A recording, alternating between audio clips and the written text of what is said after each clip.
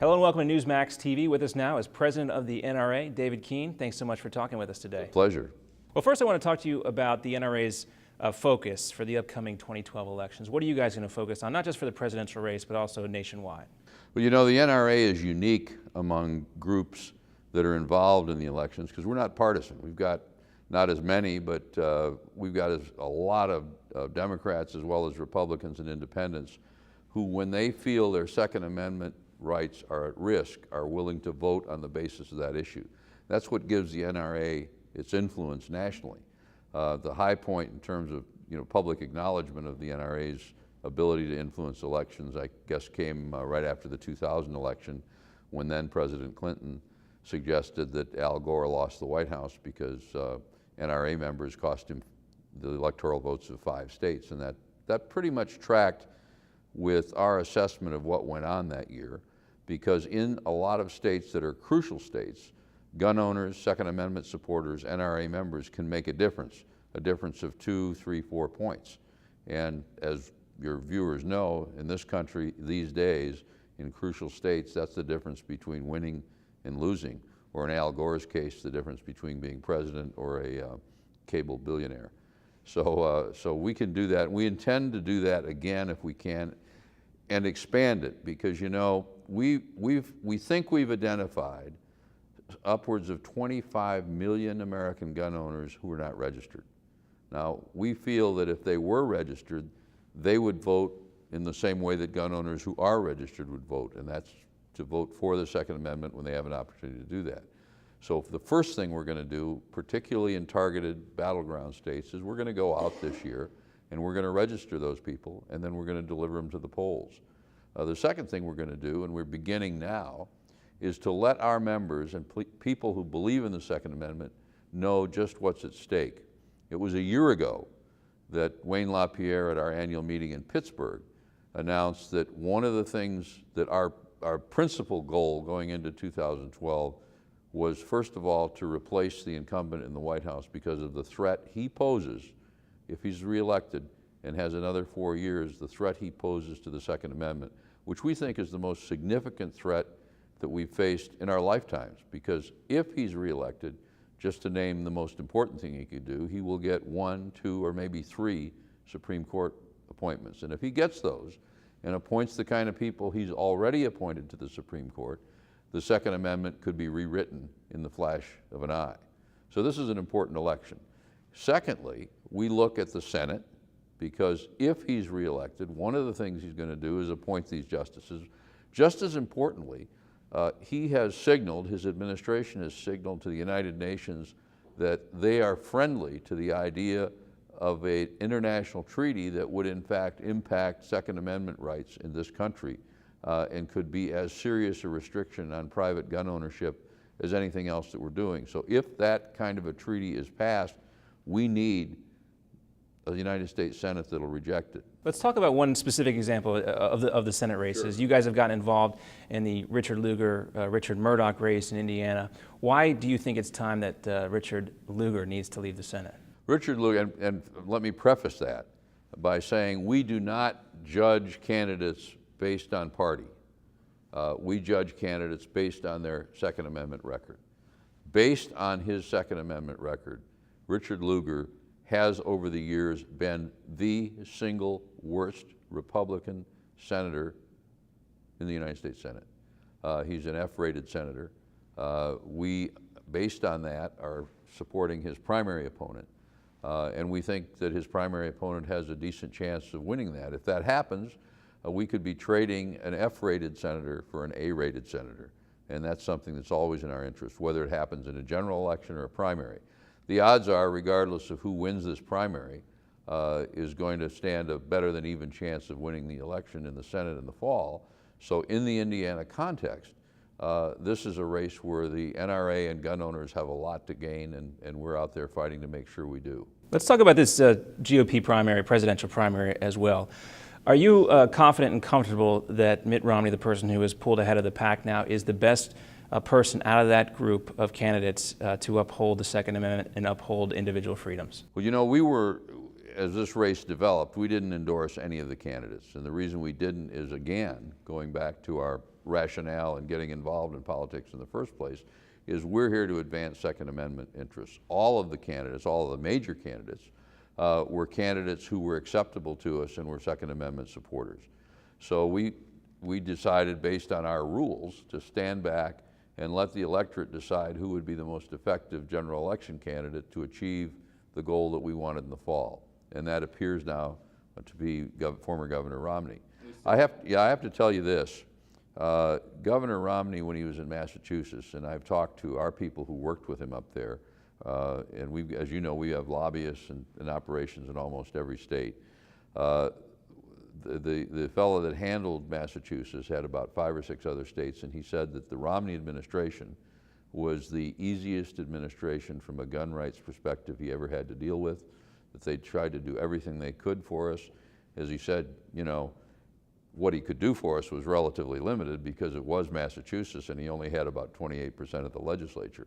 Governor Romney, like the others, is a Second Amendment supporter. He wasn't just here today. He's been to these annual meetings before.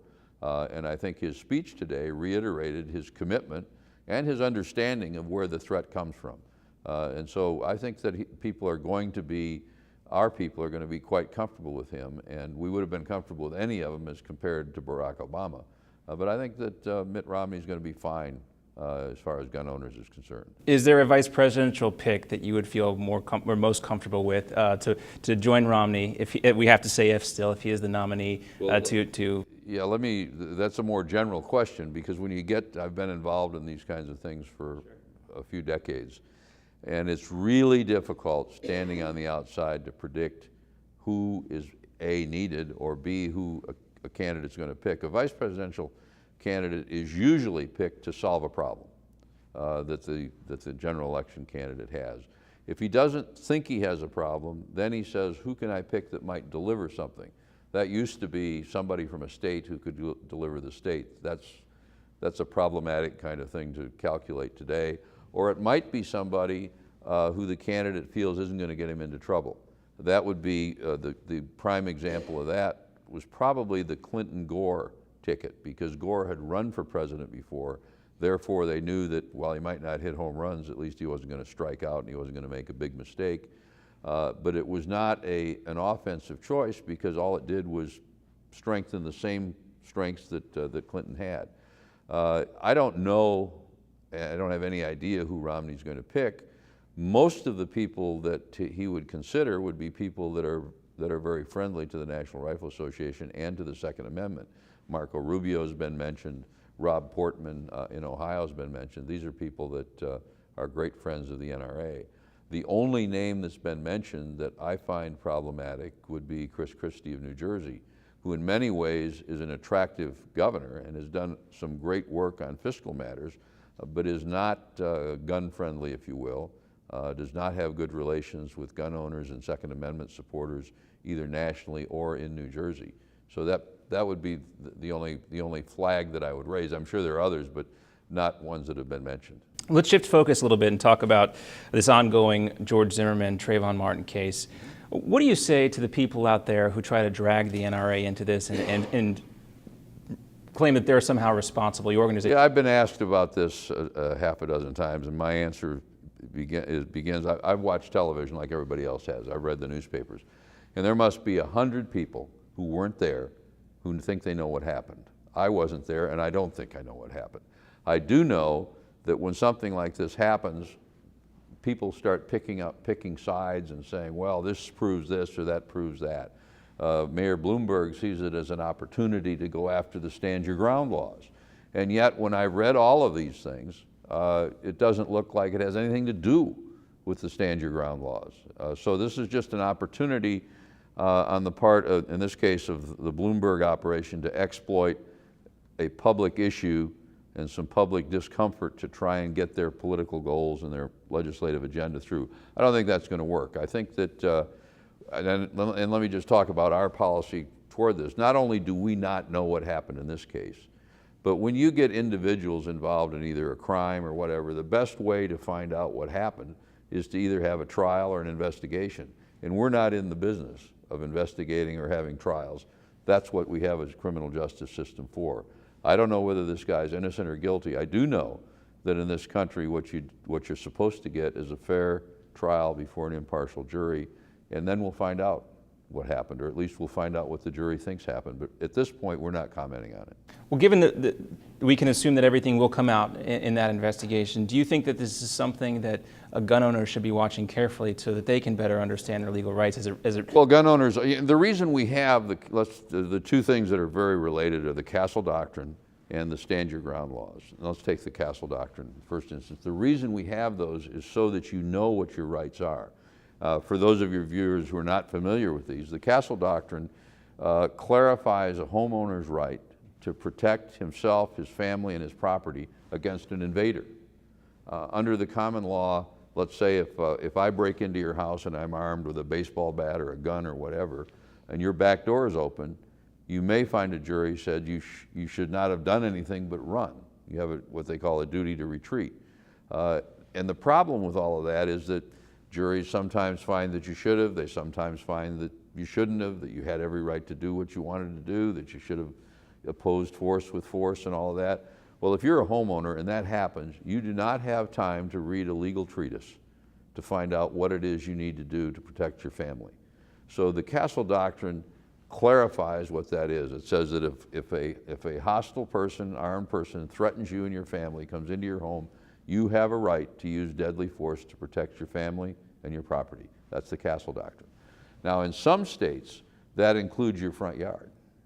In some states, it doesn't. So you still got the problem. And all the Stand Your Ground position says, if you're involved in lawful activity and somebody confronts you and there's a reasonable belief that your life is being threatened and he's committing a crime directed at you or your family, you do not have to run. You can protect yourself with a reasonable response. That doesn't mean you should kill him. You know, it does mean that you have a right to do that. Now, most people, if you read them, the language of the Stand Your Ground law in any state, they'd say, well, we thought we had a right to do that anyway. Well, sometimes you do and sometimes you don't. So these laws are designed not to confuse the situation, but to clarify the situation so that you can act in a responsible way to do what you need to do. Some reporter asked me the other day, they said, well, in Florida it's charged that gangbangers shooting at each other can't be stopped because of the Stand Your Ground law. And I said, that is ridiculous. You know, I mean, which of the gangbangers was involved in lawful activity during the gunfight? None of them were.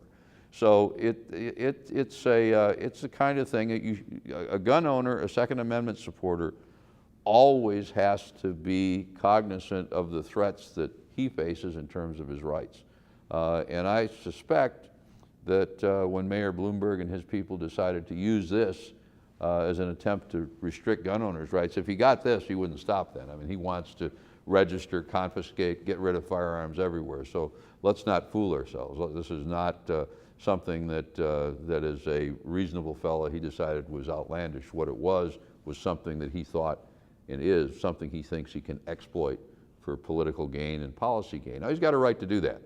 But I don't think there's a legislature in this country that's going to respond in the way he thinks they're going to respond. I think most of the legislature, there are 25 states that have Stand Your Ground laws. I would be surprised if a serious debate takes place in any of those 25 legislatures that would result in the repeal or modification of the existing laws. And that leads into my next question. Because this will be so carefully scrutinized throughout this trial, do you believe that the Stand Your Ground laws will emerge stronger and more entrenched than it had? I think they are entrenched. I think that they're entrenched as a reflection of the American people's general view of what they have a right to do if they're attacked.